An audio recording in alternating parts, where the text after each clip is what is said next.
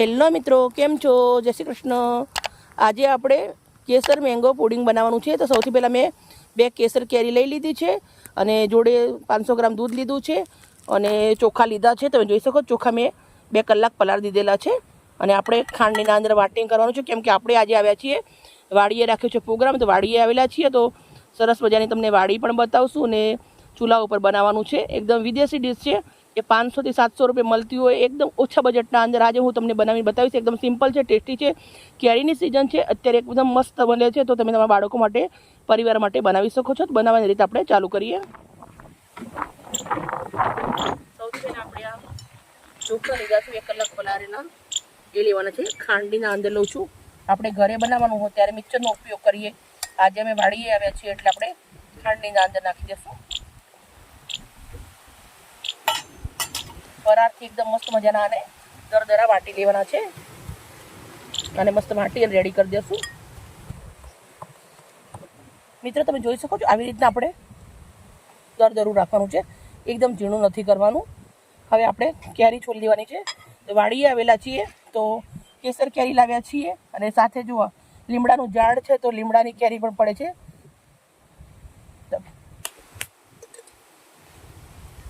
કેરીને આપણે છોલી લેવાની છે.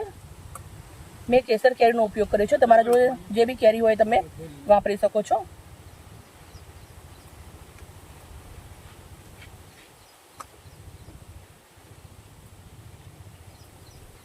બહુ જ મસ્ત કેરી આપણે ઘરે પકવેલી છે.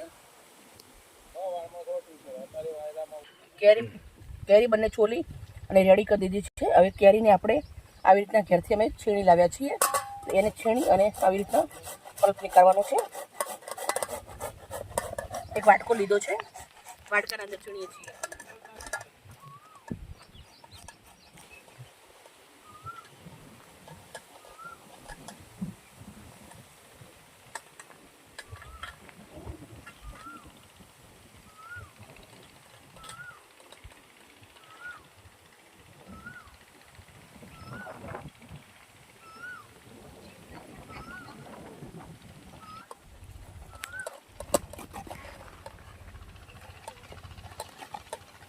કેરી તમે જોઈ શકો છો આવી રીતે છીણી અને રેડી કરી દીધી છે.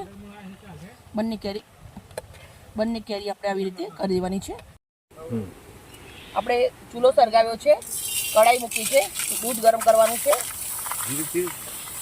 સૌથી પહેલાં દૂધને ઉકાળવાનું છે. આપણે આજે વાડીએ આવ્યા છીએ અને પવન બહુ જ છે, બહુ જ પણ બનાવવાની મજા આવે. આપણે વાડીએ જમવાનું.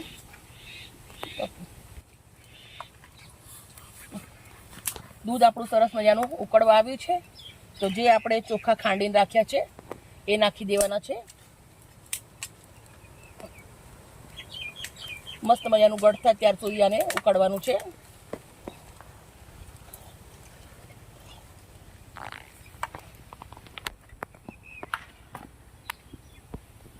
આપણે ઘરે રોજ ગેસ ઉપર બનાવતા હોય, પણ વાડી આવી ચૂલા ઉપર બનાવીએ, જે ચૂલાનું ખાવાનું ખાઈએ ને એકદમ બહુ સરસ મજાનું મીઠું લાગે આપણને.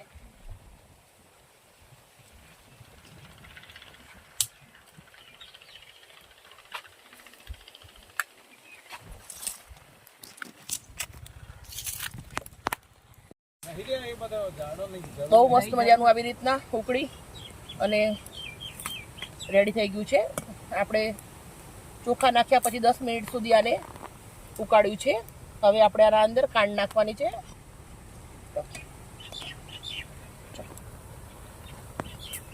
મેં 3 નંગ ઇલાયચી લીધી છે. ઇલાયચીના બીજ નીકાળી દીધા છે, આખા જ રાખ્યા છે. હવે એ પહેલાં નાખી દઉં છું.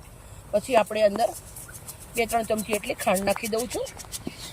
મીઠું તમારા મનપસંદ તમે કરી શકો છો. ખાંડની ઇલાયચી નાખ્યા પછી આપણે ધીમા તાપે આવી રીતે થોડો ઓછો દેવતા કરી અને આને 5 મિનિટ સુધી મસ્ત મજાનું શેકી લેશું. એટલે પુડિંગ આપણું રેડી થઈ જશે. મેંગોનો ઉપયોગ કરવો છે, કેવી રીતે કરવો છે એવી પણ હું બતાવું છું. મિત્રો, મેંગોની સિઝન ના હોય તો તમે આવી રીતે બી બહુ મસ્ત બનાવી શકો છો. બિન સિઝનના અંદર બી આવું બનાવી ખાઈ શકાય છે.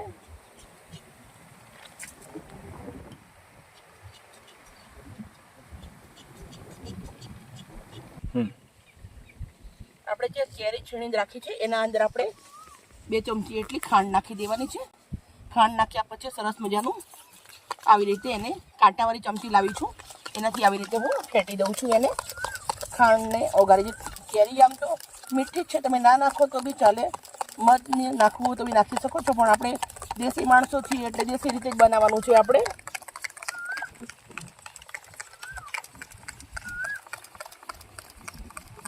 આપણે લાકડા સળગાવી આપ્યા, બધું રેડી કરી આપે. ખાંડ આપણી સરસ ઓગળી અને પુડિંગ રેડી થઈ ગયું છે. કાચનો ગ્લાસ લીધો છે, એના અંદર આપણે આવી રીતે થોડું નાખવાનું છે. પહેલાં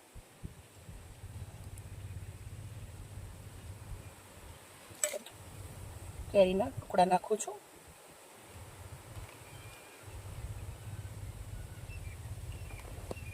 થોડુંક પાછું આપણે રેડીશું. પછી જે આપણું મેંગો વાળું છે એ નાખીશું.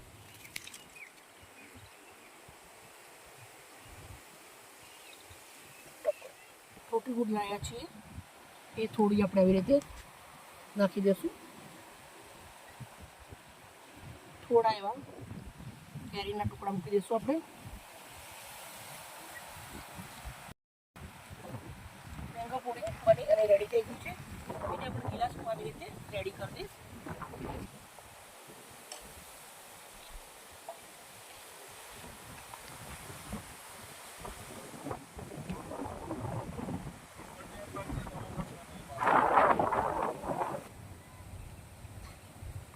મિત્રો આપણે જોઈ શકો છો મેંગો પુડિંગ બની સરસ મજાનું રેડી થઈ ગયું છે. 400-500 રૂપિયામાં મળે, એકદમ ઓછા બજેટના અંદર એકદમ નેચરલ રીતે બનાવ્યું છે આપણે વાડીએ આવીને. મિત્રો અમારી વિડીયો સારી લાગે તો પ્લીઝ તમે લાઈક કરજો, દોસ્તોને શેર કરજો. આવી મજેદાર રેસીપી સાથે કાલે મળીશું.